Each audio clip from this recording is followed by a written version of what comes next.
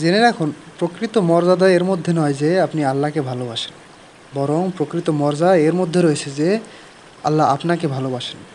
আর আল্লাহ আপনাকে কেবল তখনই ভালোবাসবেন যখন আপনি আপনার প্রকাশ্য ও গোপন সর্বাবস্থায় তার হাবিব সাল্লাল্লাহু আলাইহি সাল্লামের অনুসরণ করবেন, তার দেওয়া খবরসমূহকে সত্যায়িত করবেন, তার আদেশ নিষেধ পালন করবেন, তার আহ্বানে সাড়া দেবেন, তার অনুসরণকেই সবার আগে প্রাধান্য দেবেন এবং অন্যের দেওয়া সিদ্ধান্ত এড়িয়ে তার দেওয়া সিদ্ধান্তেই, অন্যের ভালোবাসা উপেক্ষা করে তার ভালোবাসাতেই এবং অন্যের অনুসরণ বাদ দিয়ে কেবল রসুল সাল্লাল্লাহু আলাইহি সাল্লামের অনুসরণেই নিজেকে উৎসর্গ করবেন।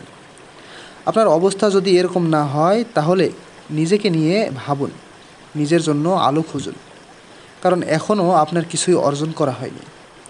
আর এই আয়াতটি নিয়ে চিন্তা করুন, আমার আনুগত্য করো তাহলে আল্লাহ তোমাদের ভালোবাসবেন।